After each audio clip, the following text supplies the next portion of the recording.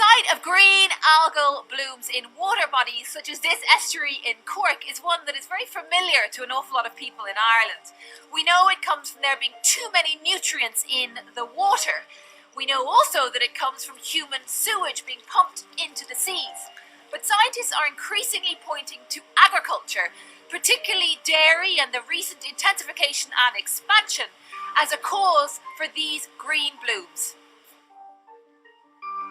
However, some farmers argue that the blame shouldn't only be laid at their door and that other factors need to be taken into account. If there's farming in the area, which there obviously is in this area, then farming must be the problem. And there's no looking at the houses and so on. And that, for me, it hurts. It also means that we can't tell our story properly if the focus is purely on one aspect of what's happening in an area. Harold Kingston has farmed here on the Court-Macshari Peninsula since the 1980s. 20 years ago, he focused on dairy production, and since that time, his herd has increased from 40 cows to 120 today. When I started out, I would have had fattening beef cattle, I would have had tillage, simply because of the weather conditions on this peninsula and so on. It was getting more and more difficult to actually make an economic return out of tillage. So the one enterprise that suits this particular block of land is dairy farming. Harold isn't alone in seeing his long-term future in milk production. In the last decade, the number of dairy cows in Cork has increased by 96,000 to 381,000 animals today. All these extra cows need grass to eat, but the only way to ensure enough grass grows is to spread nitrogen and phosphorus fertilizers on the land. Scientists say these nutrients are entering local watercourses and are causing pollution. Nutrient enrichment it's increasing all over the world. In fact, it's been identified as one of the greatest pressures in the European Union on the marine environment, and it comes down to expansion in human population, intensification of agriculture and urbanization that give rise to the sources of these nutrients in our coastal environments. The presence of excess nutrients in the water here has caused a green algae known as sea lettuce to flourish. Nitrogen and phosphorus are essential nutrients for the growth of plants, and this seaweed is the same. It requires nutrients for its growth. With this kind of growth, you can get a reduction in the biodiversity, you can get less shellfish, less finfish in the area. So it sort of smothers the water body? Yes. Like any organic matter, when it breaks down and it decays, it uses up oxygen. In certain parts of the world, they use up so much oxygen that we get anoxic conditions where there's no oxygen, where no organisms can actually survive. So what you're saying is that when you see this green bloom here, it is saying something about what is happening in terms of the water body out there? Yes, it's telling us that there's a pressure in this area. There's a pressure on the system in this area that's bringing nutrients into the bay and that is giving rise to the algal bloom. For the last 4 years, Dr. Liam Morrison and his colleague Dr. Ricardo Bermejo have regularly visited locations around the country where algal blooms have become an issue. Their research, funded by the EPA, can identify the source of the polluting nutrients, be it human or animal. Different locations give different results. We use a kind of technique based on the isotopic analysis that allow us to have a kind of nutrient fingerprint, and we can have an idea about where are these nutrients coming from.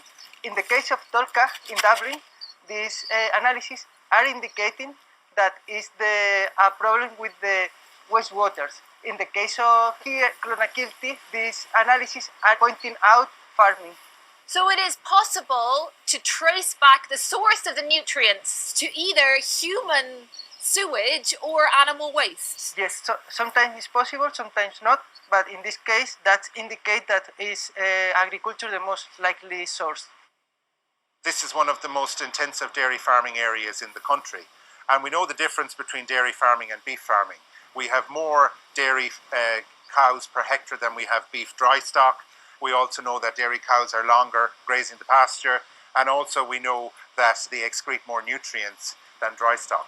So the majority of the nutrient enrichment in this estuary that's causing the macroalgal bloom is coming from agriculture in the catchment.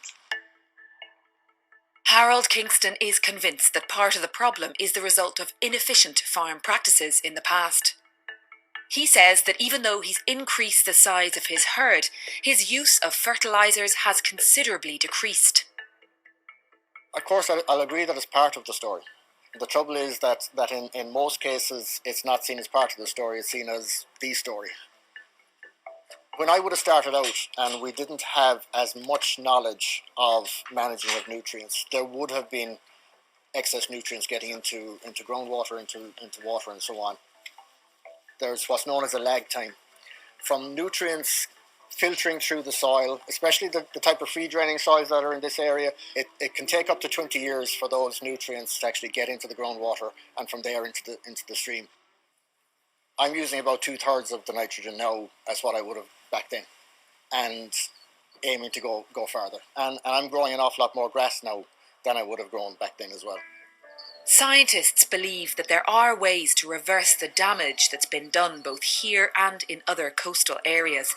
But it's a process that'll take years and require changes to government policy, farming practices, and all stakeholder groups coming together.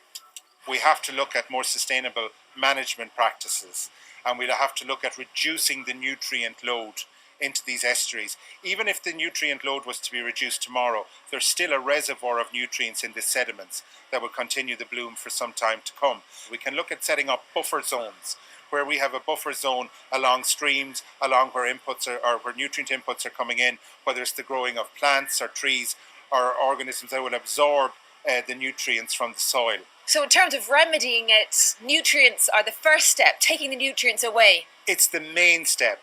Removing nutrients, reducing nutrient load is the main step to the remediation and to the recovery of these estuaries. It's about everybody doing their part in it and realising that if you release extra nutrients into watercourses, it's harming for everybody. Are you confident that this is going to slowly disappear as an issue? There's always an issue there about keeping an eye on it and making sure that we do it properly. And once it's a conversation, that's perfect, because it's all about research and all about learning and about a conversation and everybody being part of that conversation, including farmers.